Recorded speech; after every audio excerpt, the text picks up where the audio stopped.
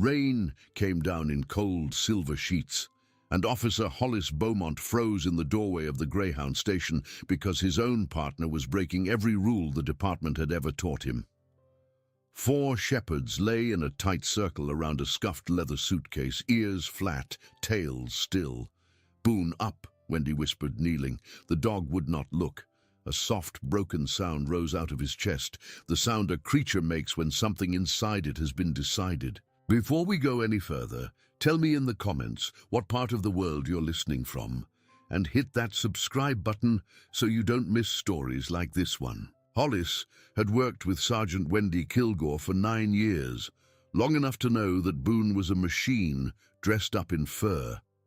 The shepherd had cleared warehouses in Tulsa, tracked runaway convicts through pastures at 2 in the morning, and once held a knife-wielding drunk against a chain-link fence with nothing but the sound of his own teeth. Boone did not weep. Boone did not hesitate. Boone did not disobey. Yet here he was, chest pressed to the cold tile, refusing the woman he had followed into every storm of the last 6 years.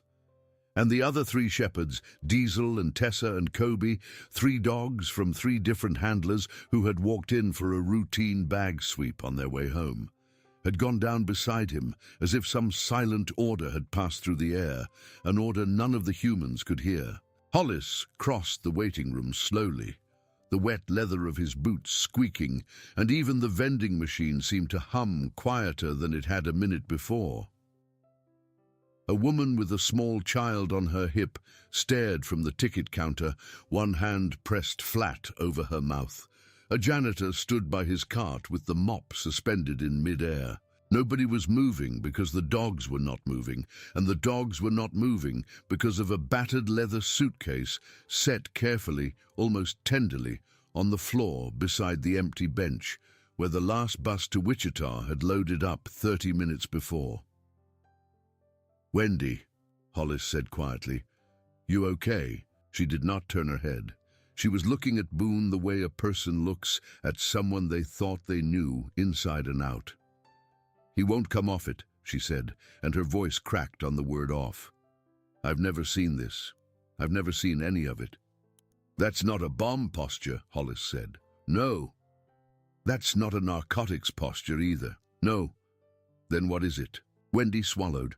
Her hand had drifted to Boone's shoulder and stayed there. The muscle underneath was tight as wire. "It's what he did when we were called out to that fire in Perkins," she said finally. "Remember? The little girl in the closet. He laid down like this. He waited with her until the paramedics came in." Hollis remembered. He had not been on scene that night, but he had heard the story 100 times from 100 cops who could not stop shaking their heads about it. That was almost 4 years ago. Boone had not done anything like it since. Hollis reached for his radio, thumbed it, and asked dispatch to send the bomb tech. Perry Whitlock arrived 20 minutes later, dragging a bright orange robot on a cart and holding a paper coffee cup that had long since given up on being hot. Perry was 26 years old, freckled, thin as a fence post, and he had been the department's only certified bomb technician since the older man he had trained under retired the previous spring. He took one look at the 4 dogs, and his eyes went wide. "Well," he said, "that's new." "You're telling me," Hollis muttered. Perry walked a wide arc around the suitcase, examined it from every angle without touching it, and then very gently laid the wand of his detector along the seam. His face did not change. He walked the wand up one side and down the other. Then he crouched, took 2 clean swabs from his kit and dabbed the latch, the handle, the corners. He carried the swabs back to the machine on his cart, watched a small screen flash amber and then green, and then he sat back on his heels and said, "There's nothing on this bag." "Nothing?" Hollis asked. "No powder, no wire, no trigger. I'm getting a trace of formula, actually, baby formula, and skin." Perry rubbed the back of his neck and looked at the dogs, who had not so much as twitched an ear the whole time he worked. "I've never had 4 working dogs go passive on me on a bag with nothing dangerous in it. Not once." "Then open it," Wendy said. Perry looked at her. "Sergeant, protocol says I don't open it until we clear the room." "I'm not clearing the room until you open it." There was a long pause. The rain drummed on the tin roof. Perry looked at Hollis. Hollis nodded once. Perry sighed, set his tools aside, knelt beside the suitcase, and thumbed the two brass latches. They clicked open like little bones snapping. And when he lifted the lid, the whole Greyhound station seemed to breathe in at once and forget to breathe out. Inside, folded into a red flannel shirt that smelled faintly of wood smoke and cheap cologne, lay a newborn baby. He could not have been more than a day old. His skin was the color of wet paper. His lips were parted around a tiny gasp. His fists were curled up under his chin, as if he had gone to sleep bracing for the world. And on the flannel next to him, in ink that had trembled so badly you could see where the pen had lifted off the paper twice, someone had written 2 words on a torn envelope. "Please help." Wendy made a sound Hollis had never heard her make in 9 years of standing beside her. It was not a cry. It was more like the noise a door makes when it is finally opened after being nailed shut for a very long time. She reached into the suitcase with hands so steady they must have been made of iron in that moment, and she lifted the baby to her chest, and Boone rose to his feet at last and pressed his nose against the flannel and let out a long, shuddering breath. The other 3 dogs stood up too, all together, as if a spell had been broken, and the 4 of them fell in around Wendy in a loose diamond as she carried the child out of the Greyhound station toward the ambulance that Hollis had already called for without knowing yet why he was calling. The girl was found 6 hours later, curled behind a green dumpster in the alley behind a shuttered laundromat 2 blocks east of the station. She was 19 years old. Her name, when they finally pried it out of her, was Marla Redfern. Her jaw was broken in 2 places. Her left cheekbone was cracked. There was a boot print on her back that had been left there so hard it had torn through her sweater and printed itself onto her skin. She was alive, but only just, and when the paramedics tried to lift her onto the stretcher, she began to sob and beg them, in a voice so small it barely rose above the rain, not to take her baby away from the dogs. She had walked 11 miles. That was the part that broke Hollis when the report came across his desk the next morning. 11 miles in a downpour, in the dark, with a newborn in a suitcase, on a jaw that a doctor later said should have made her pass out from the pain within the first mile.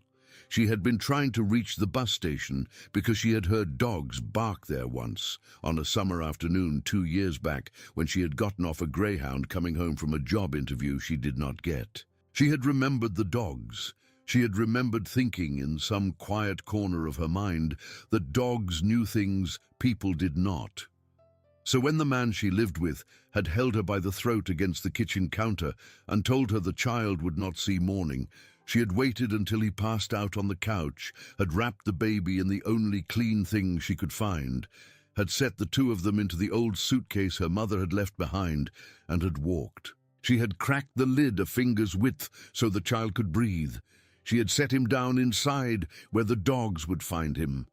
And she had stumbled off toward the dumpster to die because she was sure, absolutely sure, that if she lay down anywhere the dogs might find her too, the man would follow her scent and finish what he had started. Her hospital room was on the 2nd floor, room 218, and Wendy sat in the plastic chair beside her bed for most of the first night, holding the girl's hand while she slept and shook and cried in her sleep. The baby, whom the nurses had already begun calling Little Blue after the color of the blanket the hospital had wrapped him in, was 2 floors up in the neonatal unit, gaining ounces by the hour under a warming light. Boone, against every rule the hospital had ever printed, lay on the linoleum at the foot of Marla's bed with his chin on his paws. The captain called Wendy into his office at 7:30 the next morning. Captain Randall Osmond was 58 years old, grey at the temples, and had spent the last 12 years of his career making sure nothing embarrassing ever happened to the department while he was standing near it. He had already gotten 3 phone calls that morning, 2 from the county sheriff and 1 from a district attorney named Elton Vickers, and he did not enjoy any of them. He closed the door behind Wendy and gestured her toward a chair. "Kilgore," he said, "that was a hell of a night." "Yes, sir." "How's the girl?" "Alive." "How's the baby?" "Alive." "How's the dog?" Wendy blinked. "Boone's fine, sir." The captain pushed a manila folder across the desk. "Sheriff's office wants to charge her." Wendy sat very still. Charge her with what? Abandonment. Endangering a minor. They're saying she put the child in a bag and walked away from it. "She put the child somewhere the dogs would find him," Wendy said, and her voice was so low Hollis could barely hear it through the office wall where he had inconveniently stopped to fill his water bottle at the fountain. She was running for her life. She was trying to save that baby's life. "I understand what you're saying," the captain said, "but the sheriff has a nephew who works over at the courthouse, and that nephew has a good friend named Curtis Hallen, and Curtis Hallen is the fellow that put that girl in the alley behind the laundromat. So the sheriff's office would like this to be a story about a runaway teen mother, not a story about a wife-beater. Do you understand what I'm telling you?" Wendy did understand. She understood every word of it, and the understanding sat in her stomach like a cold stone. She said very carefully, "Sir, there are 4 canine handlers in this department who watch their working dogs refuse a command to guard that baby. That is going to come out. That is already coming out. If we go along with this, we're going to be on the wrong side of a story we cannot control." The captain rubbed his eyes. "I need you to keep your dog quiet for a couple weeks, Kilgore. That is what I need, and I need you not to talk to any reporters. Can you do that for me?" She said she would think about it. She did not think about it long. That afternoon, Boone did it again. It was supposed to be a routine sweep. A traveler had left a duffel bag at the front desk of Stillwater Medical Center while she checked in a relative, and hospital security had asked for a dog to walk through the lobby just to keep the peace. Wendy and Boone took the call because they were closest, and because Wendy could not stand the thought of going home yet. She clipped the leash on and walked Boone through the sliding glass doors. He alerted on the duffel bag right away, sat down beside it, and then, before she could reward him or radio it in, he stood up again. He turned around. He tugged the leash out of her palm. "Boone," she said, "heel." He looked at her over his shoulder. Then he trotted, calm as anything, straight through the lobby, past the reception desk, into the elevator bank, and sat down in front of the elevator doors as if he were waiting for a ride. When the doors opened, he stepped in. Wendy, absolutely bewildered, stepped in with him. He pressed his nose against the panel by the number 2. She pressed the button.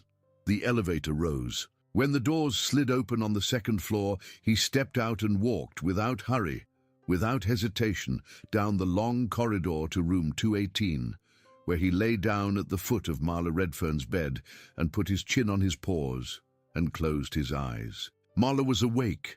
Her eyes were red. She had been crying. When she saw the dog, she started to cry harder, but it was a different crying now, the way a person cries when a thing they have been afraid to hope for has walked into the room on its own 4 feet. Wendy stood in the doorway and did not move. That night she drove home to her husband, a quiet electrician named Dean Kilgore, who had loved her for 22 years without ever once asking her to be less than she was, and she sat on the edge of the bed and told him what she was going to do in the morning. He did not argue. He never did. He asked her only one question, which was whether she had thought about the pension, and when she said she had thought about it a great deal, he said, "All right then," and went and made her a cup of coffee. She walked into the captain's office at 8 the next morning. She unclipped the badge from her chest and set it on the desk. She said, "I will only pick this back up if this department stands behind Marla Redfern in open court. And if it doesn't, I will find a reporter who wants to know why." Captain Osmond looked at the badge. He looked at Wendy. He looked out the window at the parking lot, where Boone was sitting in the back of the truck with his ears up, watching the door. Then he pushed the badge back across the desk with 2 fingers and said, "Pick it up, Kilgore. I'll make the calls." She picked it up. The story got out anyway, the way true stories do. A janitor at the Greyhound station had a nephew who worked at the local paper. The nephew wrote it up the next Sunday under the headline, "The Dogs That Would Not Leave." And by Tuesday morning, the story had been picked up by 2 Oklahoma City stations and 1 national wire service, and Marla Redfern's face, taken from an old high school yearbook photo the paper had dug up, was on the front of every newsstand between Enid and Norman. She was smiling in the photo. She was 17 years old. She had a small silver cross around her neck and a chip in her front tooth from a fall off a bike when she was 11. She looked, someone said in a comment section that Wendy could not stop scrolling through, like somebody's sister, like everybody's sister.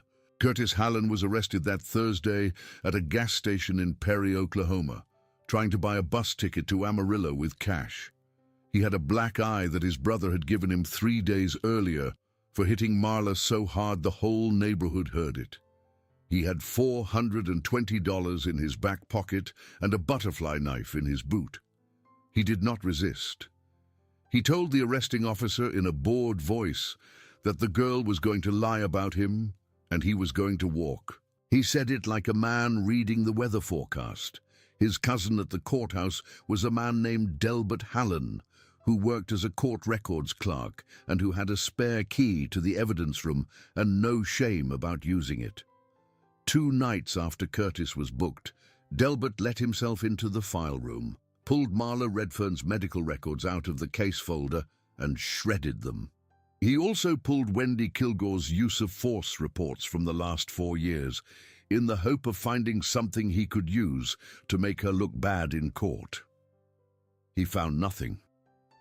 But the shredded medical records were noticed the next morning by a young paralegal named Julissa Ford, who had been at the paper the Sunday the story ran, and who had circled the name Kilgore in red ink because she wanted to write a thank you note. Julissa did not send the note. Instead, she photographed the empty file, walked it upstairs to the district attorney's office, and asked to see whoever was handling the Red Fern case. The district attorney was Elton Vickers, a heavy man in his early 60s who had worked in Stillwater long enough to know exactly which cousins belonged to which people. He looked at the photograph. He looked at Julissa. He said, "Sit down, sweetheart, and start from the beginning." And when she was done, he picked up the phone and called Wendy Kilgore. By that evening, Delbert Hallen had been walked out of the courthouse in cuffs, and copies of Marla's medical records, which every hospital in Oklahoma is required to keep in triplicate, were on their way back into the file from 3 different sources. Elton Vickers, for the first time in his career, made a public statement on a Friday afternoon. He said the state of Oklahoma intended to prosecute Curtis Hallen to the full extent of the law. He said the state of Oklahoma intended to drop all charges against Marla Redfern, and he said, in a line that got quoted for weeks afterward, that if 4 working German shepherds could recognize what was worth protecting on a rainy night at a Greyhound station, then he could not for the life of him understand how any grown human being in the state could fail to do the same. Wendy cried in her truck when she heard the statement on the radio. She cried the way people cry when a thing they were sure would go wrong has finally, against all odds, gone right. Boone, in the back, whined softly and put his nose against the back of her neck. But it was not over. It was not close to over. The trial was set for late October. That gave the county 3 months to prepare, and it gave Curtis Hallen and the people around him 3 months to make it as ugly as possible. In the second week of September, someone lit a small fire in the storage shed behind Wendy's house at 3 in the morning. Dean caught it with the garden hose before it spread. In the third week of September, a woman named Doreen Hallen, who was Curtis's mother and who had raised him alone in a double-wide outside Cushing, showed up at the district attorney's office with a video on her phone of Marla at a bar 3 months before the baby was born, laughing and drinking a beer. She said this proved the girl was an unfit mother. Elton Vickers watched the video, handed the phone back and said, "Ma'am, this proves your son got a 19-year-old girl pregnant and then beat her half to death. Please leave my office." Marla, meanwhile, was healing. Not fast and not without setbacks, but healing. Her jaw had been wired, then unwired. She had been moved from the hospital to a shelter on the west side of Stillwater, run by a woman named Georgia Pelletier, who was 71 years old, who had buried 2 husbands and 1 grown son, and who did not put up with much. Georgia had been running the shelter for 22 years. She had seen every kind of scared girl the world could produce. She took one look at Marla Redfern the day she came through the door and said, "Honey, come here, sit down, let me look at you." And she had opened her arms, and Marla, who had not been held by anyone in more than a year, had walked into them and stayed there for a very long time.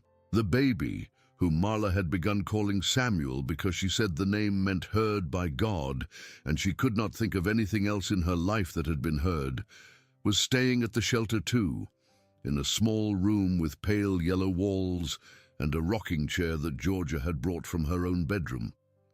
He had begun to smile at Marla in the mornings. He had begun to grab at her fingers. He was, Georgia said, one of the calmest infants she had ever seen. As if he already knew he had been protected. But there was a thing Marla had not told anyone yet, and it was the thing that kept her awake at night. She had a sister. Her sister's name had been Nora, and Nora had been 3 years older, and Nora had died at the age of 21 in a hospital in Ardmore after a man named Warren Kettle had beat her one time too many. That had been 4 years before Marla walked into the Greyhound station in Stillwater. Their mother had died a year after Nora, of what the doctor called heart failure, and what everyone in the family called grief. And Marla, at 15, alone in a house in Ada, Oklahoma, had made a promise to herself while she scrubbed the last of her mother's dishes. She had promised she would not end up like Nora. She had promised that if a man ever raised a hand to her, she would leave. She had not left. She had met Curtis when she was 17 at a gas station where she worked the night shift. He had been 24, sunburned, funny, generous with tips. He had bought her flowers on their second date. He had told her she reminded him of a girl he had loved in high school who had died in a car accident. He had cried while he told her. She had believed every word. The first time he hit her, she was 3 months pregnant. She had stayed anyway. She had stayed for reasons she could no longer explain, reasons that had made a kind of sense at the time, and now made no sense at all. She had stayed until the night he had lifted his boot over her belly and told her the baby would not see morning. And only then, only when the promise she had made to herself as a 15-year-old girl over a sink of dishes had come screaming back into her chest, had she moved. She told Wendy about Nora 3 weeks before the trial. They were sitting on George's porch in the last of the September light. Marla was rocking Samuel in her arms. The dog Boone was lying at her feet. Wendy listened without interrupting, and when Marla was done, Wendy reached across the little wooden table between them and took her hand and held it. "You didn't end up like her," Wendy said. "I almost did," Marla whispered. "But you didn't, only because of him." Marla nodded down at Boone, who lifted his head at the mention, "Only because of the dogs." "No," Wendy said, "because you walked 11 miles in the rain." Marla did not answer for a long time. Then she said, so quietly that Wendy had to lean in to hear it, "I want to testify." Wendy looked at her. "You don't have to."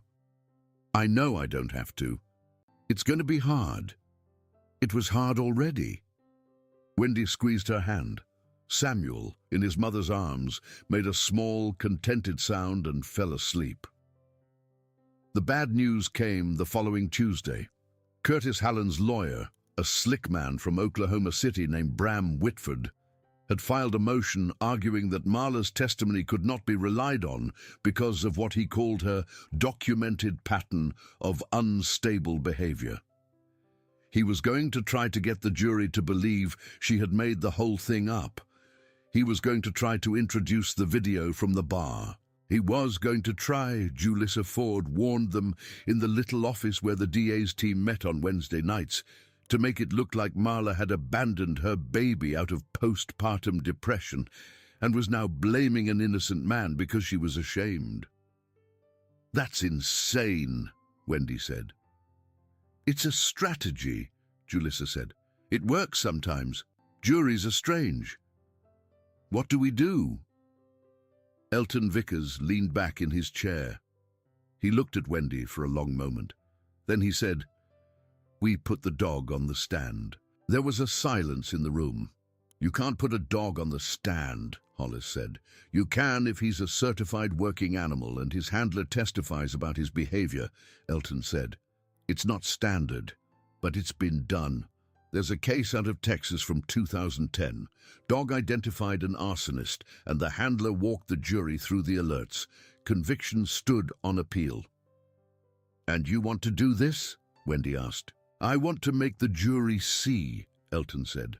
"I want them to see 4 police dogs lying down around a suitcase because they knew what was inside it needed protecting. I want them to see Boone leading you to Marla's hospital room without a command. I want them to see, Wendy, that this animal, who has been trained by the state of Oklahoma to obey your voice, chose that girl. I want the jury to sit in that courtroom and watch a dog trust her, because if a dog can trust her, 12 strangers in a jury box can too." Wendy thought about it for a long time. Then she nodded once. "All right." The days before the trial passed slowly. Georgia Pelletier taught Marla to bake bread because Georgia believed that a person who had been hurt needed to make things with her hands to remember she was still capable of making. Marla was terrible at it the first 3 tries. On the 4th try, she pulled a loaf out of the oven that was crusty and golden, and when Georgia sliced it open, so tender inside that it practically fell apart. Marla stared at it for a long moment. Then she started to cry. Georgia let her cry without saying a word, because Georgia understood better than most that sometimes the thing that breaks you is the thing that finally proves you can build. The night before the trial, someone drove past Wendy's house at 2 in the morning and threw a brick through the front window. On the brick, in black spray paint, someone had written the word snitch. Boone, in the yard, had leaped at the fence so hard he had bent the top rail. Dean, in his pajamas, had called the department. 2 patrol cars were parked outside within 11 minutes. Wendy sat on the couch with a shaking cup of coffee, and Hollis, who had driven over the second he heard, sat down beside her and said, "You still want to do this?" She looked at him. "Yes." "Okay," he said. "Then we do it." The courtroom was packed. There were reporters in the back row and neighbors of Marla's mother from Ada in the second, and Georgia Pelletier sat in the front behind the prosecution table with her hands folded in her lap, and her spine so straight she looked 20 years younger. Curtis Hallen sat at the defense table in a borrowed gray suit, his hair combed flat, his hands folded. He did not look at Marla when she walked in. Marla, in a plain blue dress Georgia had bought her at a thrift store, did not look at him either. She looked at Samuel, who was in a car seat in the front row of the gallery, being watched over by a shelter volunteer named Peg. She looked at him for a long moment. Then she went and took her seat. The first witness was Officer Hollis Beaumont. He told the court what he had seen when he walked into the Greyhound station on the night in question. He described the dogs, the suitcase, the note. He described the baby. He described the 11-mile walk that a broken teenage girl had made in a downpour to protect a child she believed no one else would save. When Bram Whitford cross-examined him and asked whether it was possible Marla had simply been trying to get rid of the baby, Hollis said, in a voice so quiet the court reporter had to ask him to repeat himself, "No, sir, that is not possible. If she had wanted to get rid of that baby, she would not have propped the lid open a finger's width so he could breathe. She would not have written 'Please help' on an envelope with a hand that was shaking so hard the ink came off the paper. She would not have chosen the one place in town where she thought dogs would find him. She was not getting rid of him. She was giving him to the only thing in the world she still trusted." Bram Whitford sat down without further questions. Perry Whitlock testified next. He walked the jury through his examination of the suitcase, the swabs, the trace of formula, the absence of any explosive. Then, at Elton's prompting, he said the thing he had been rehearsing for a week. "In my 4 years as a bomb technician for this county, I have never seen a working dog refuse to leave a scene where there was no threat present. Working dogs are trained to alert and disengage. What I saw that night was 4 dogs from 4 different disciplines lying down in a defensive circle around a suitcase that contained a newborn infant and refusing every command their handlers gave them. I don't have a professional opinion about why. I have a personal opinion, which is that those dogs understood what was inside that bag." Bram Whitford asked him whether dogs could really understand anything at all.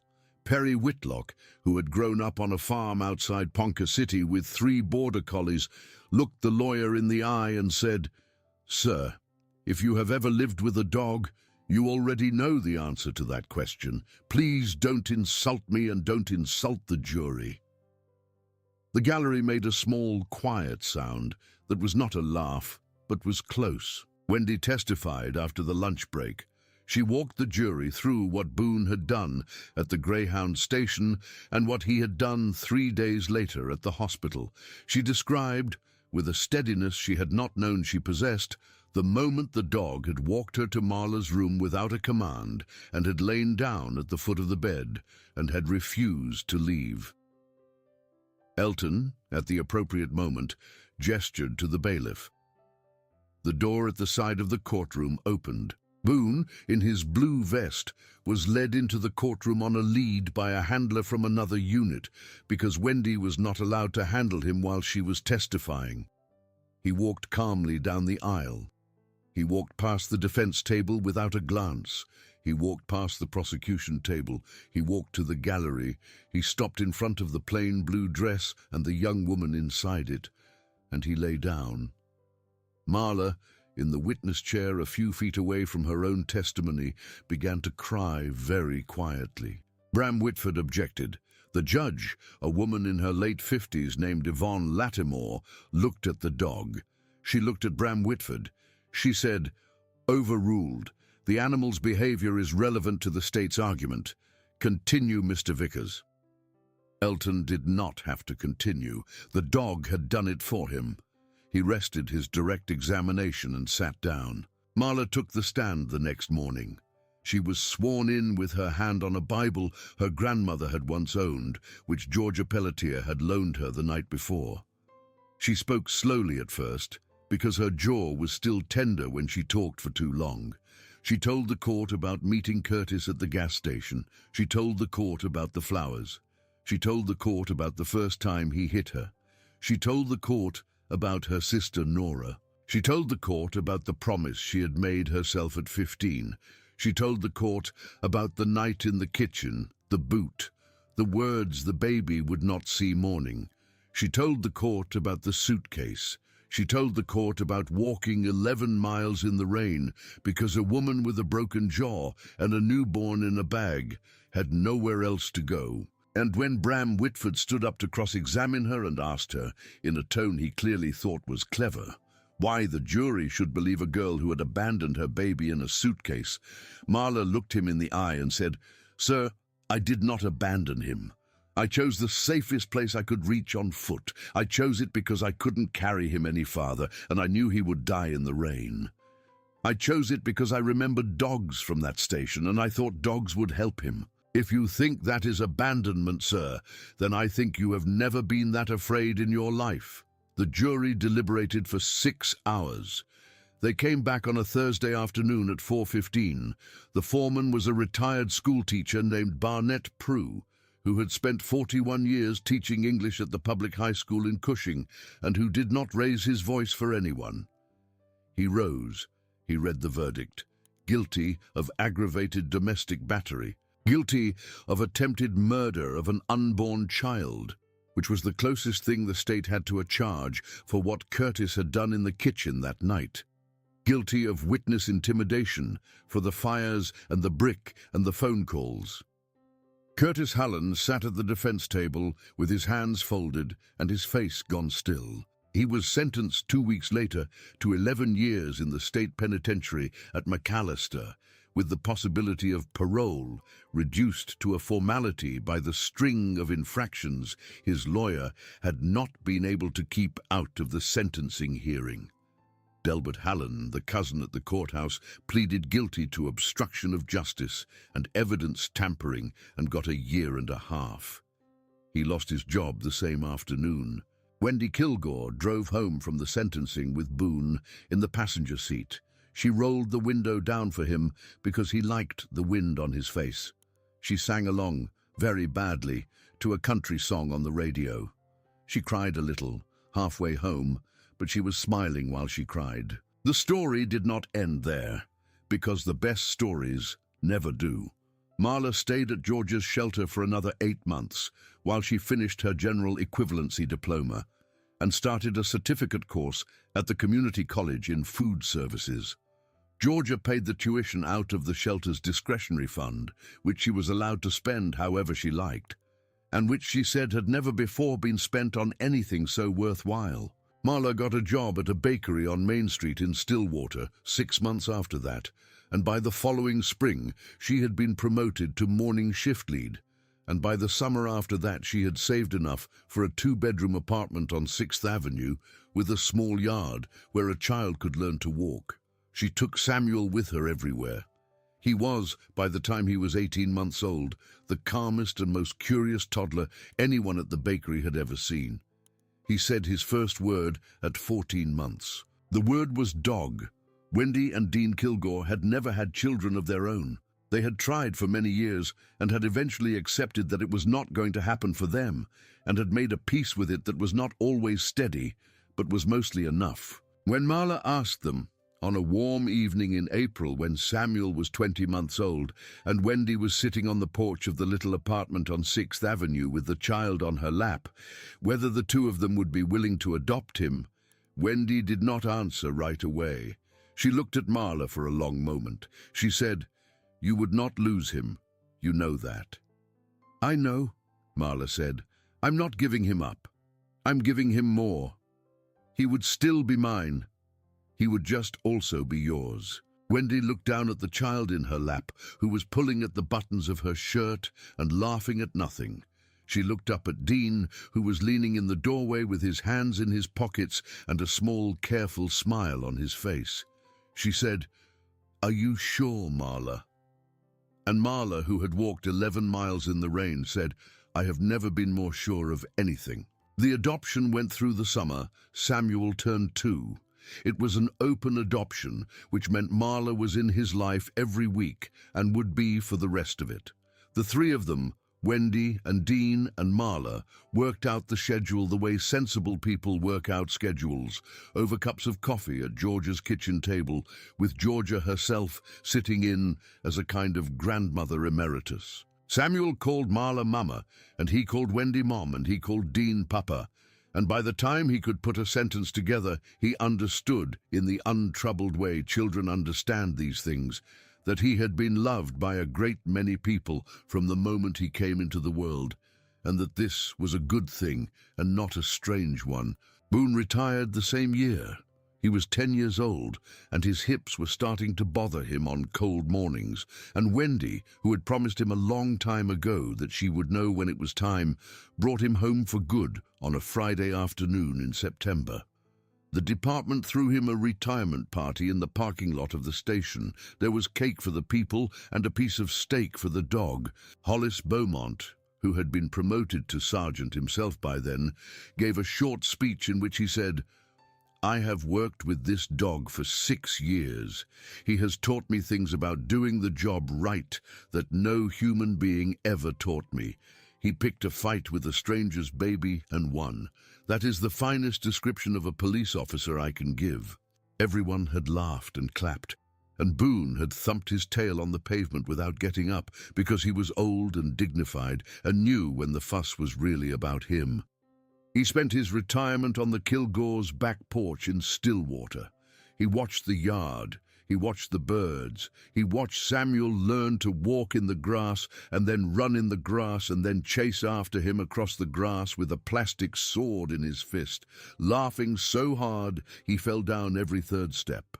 In the evenings, when the light went gold and the cicadas started up in the maple tree, Samuel would come up onto the porch and lie down against Boone's warm grey side, and the two of them would stay there like that until it got dark, and often after. Wendy would come out with a blanket eventually and cover the child up.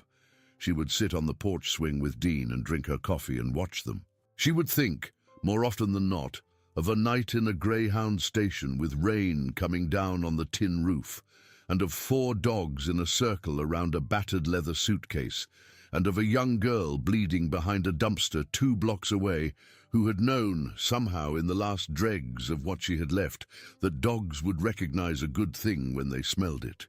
Boone lived to be 14. He died on a Sunday morning in his sleep, on the porch, with the child curled up against his side. Samuel was 6 years old by then. He cried for 3 days. Wendy cried longer than that. Marla, who came over the moment she heard, sat on the porch steps with a hand on the old dog's still shoulder and said, "Thank you," out loud, in a voice that was steady only because she had practiced being steady for a long time, and the wind picked up a little in the maple tree as if the world were listening. They buried Boone under the maple. Dean built the box himself, out of pine, sanded smooth. Hollis Beaumont drove up from town in his patrol truck and stood at attention while they lowered the box into the ground, and he did not say a word, but his hand shook a little when he saluted. Perry Whitlock came too, with his own dog, a young shepherd he had rescued the year before. Georgia Pelletier came, in a black dress and a wide-brimmed hat, and she read a short passage from a book of poems she had brought with her, and then she folded the book closed and put a hand on Marla's shoulder, and did not move it for a long time. Samuel later, when he was older, when he was in high school in Stillwater and running cross-country for the Pioneers and thinking about maybe becoming a veterinarian or maybe joining the police department himself, would sometimes tell the story of the dog who had guarded him in a suitcase. He told it at parties. He told it on first dates. He told it once on a stage in front of the entire student body in a speech about family. He always ended the story the same way.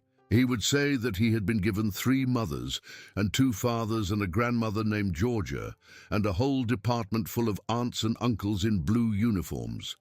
But the first person who had ever protected him had not been a person at all. He would say that his first family had 4 legs and grey fur and the patience of an animal that had chosen him before anyone else knew he existed.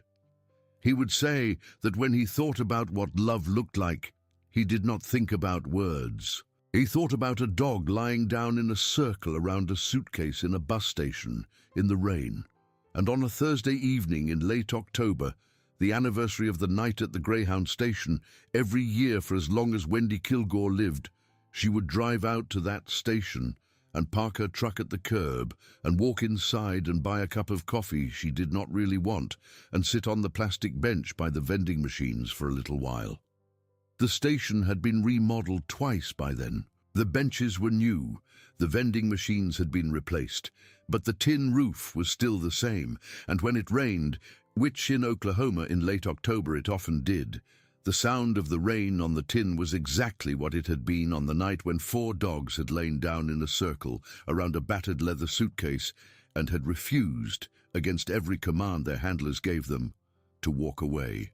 Wendy would sit and listen to the rain, and she would think about how a story that had begun with a girl walking 11 miles in the dark had ended with a boy running through the grass in the sun.